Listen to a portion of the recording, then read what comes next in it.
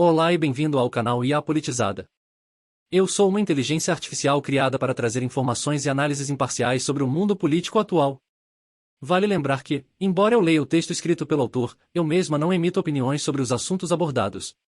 O idealizador deste canal tem um posicionamento político de centro-direita e busca ser o mais imparcial possível ao emitir suas opiniões, criticando ou elogiando medidas e ações de ambos os lados do espectro político. Na descrição, disponibilizamos os links das reportagens utilizadas para a produção deste conteúdo. Não deixe de conferir na íntegra as matérias, assim você poderá criar sua própria opinião a partir dos fatos apresentados. Acompanhe-nos para obter análises imparciais e atualizadas sobre a política nacional e internacional.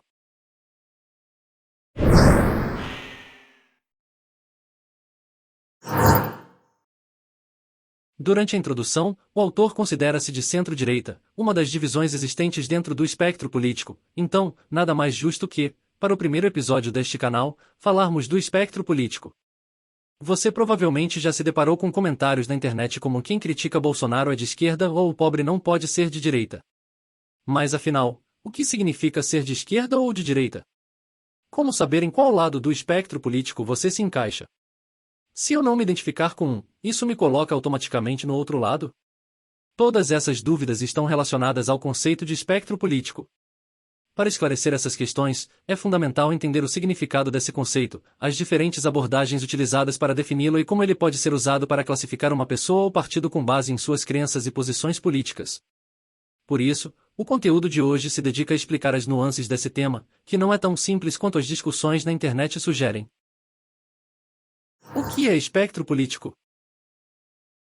A política contemporânea é caracterizada por uma grande diversidade de visões de mundo, o que torna necessário o uso de meios para classificar e comparar as ideologias existentes de acordo com certos critérios. O espectro político cumpre esse papel, permitindo visualizar onde cada posição política se situa em relação às demais. Podemos compreender a metáfora do espectro político ao considerar o exemplo do espectro da luz visível, que inclui não apenas as cores extremas, vermelho e violeta, mas também as cores intermediárias que compõem o arco-íris. Não há uma divisão nítida entre as cores, mas sim zonas de transição. De forma similar, o espectro político é composto por esquerda e direita, com o centro situado entre elas. Ao se aproximar, é possível identificar subdivisões de cada campo, proporcionando uma visão mais completa do espectro. O espectro político se estende desde a extrema-esquerda, passando por esquerda moderada, centro-esquerda, centro, centro-direita, direita moderada e terminando com a extrema-direita. Esquerda e direita. Para compreender as ideias associadas a cada região do espectro político, é útil começar pelas noções de esquerda e direita, apesar de não serem suas únicas categorias. Esses termos surgiram durante a Revolução Francesa para designar diferentes posições políticas na Assembleia Nacional. À direita do presidente, sentavam-se os apoiadores do antigo regime, enquanto à esquerda, estavam seus opositores, simpatizantes do Iluminismo e da Revolução. Com o tempo, o significado desses termos evoluiu, mas ainda existem características gerais associadas a cada um deles.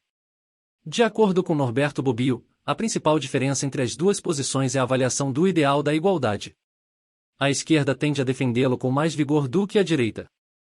No campo econômico, a esquerda geralmente defende uma maior intervenção estatal para corrigir as injustiças sociais e reduzir as desigualdades, enquanto a direita é contrária a um Estado intervencionista, argumentando que o mercado é mais eficiente na alocação de recursos e que a geração de riqueza por ele proporcionada favorece, sobretudo, os mais pobres. Já em relação à política de imigração, a direita costuma ser favorável a um maior controle do governo e a um combate mais duro à imigração ilegal, enquanto a esquerda não considera que a diferença de nacionalidade justifica um tratamento diferenciado e defende que os imigrantes devem ter os mesmos direitos dos cidadãos nacionais. As subdivisões. Conforme vimos anteriormente, o espectro político pode ser resumido em 5 categorias: extrema-esquerda, esquerda moderada, centro, centro-direita e extrema-direita. A extrema-esquerda é autoritária e igualitária, enquanto a esquerda moderada e a centro-esquerda são igualitárias, mas não autoritárias. O centro tende a enfatizar a necessidade de compromisso e diálogo construtivo entre diferentes pontos de vista políticos. A centro-direita e a direita moderada prezam pela liberdade, mas não tanto pela igualdade. Por fim, a extrema-direita é antiliberal e anti-igualitária. Embora as ideologias de esquerda e direita sejam comumente conhecidas, é importante lembrar que esses termos não são fixos e podem mudar ao longo do tempo e do espaço. Algumas ideias que um dia foram consideradas radicais, como o voto universal masculino, agora é vista como antiquada por não incluir mulheres. Além disso, os partidos políticos podem mudar ao longo do tempo, adaptando-se às novas realidades políticas para garantir o sucesso eleitoral. Por isso, é sempre importante avaliar as ideias e os valores que as pessoas e os partidos estão promovendo atualmente. Outros métodos. A política é uma área que não segue uma fórmula exata, e por isso nem todos concordam com a ideia de que o espectro político seja unidimensional, ou seja, uma linha que vai da extrema esquerda até a extrema direita. Para relembrar, no método anteriormente apresentado, a direita geralmente tem uma posição favorável ao mercado e deseja um controle mais rigoroso da imigração, enquanto a esquerda costuma defender maior intervenção do Estado na economia e uma imigração mais livre. No entanto, como classificar os liberais, que são favoráveis ao livre mercado e à livre imigração? E os que são contrários a ambas as coisas? Da mesma forma que não se encaixam na esquerda ou na direita, também é difícil afirmar que essas duas visões estejam no centro, pois além de serem antagônicas entre si, elas são bem marcadas e não representam um meio-termo em nenhum dos temas. Há muitos especialistas que buscam classificar o espectro político de maneira sistemática e objetiva.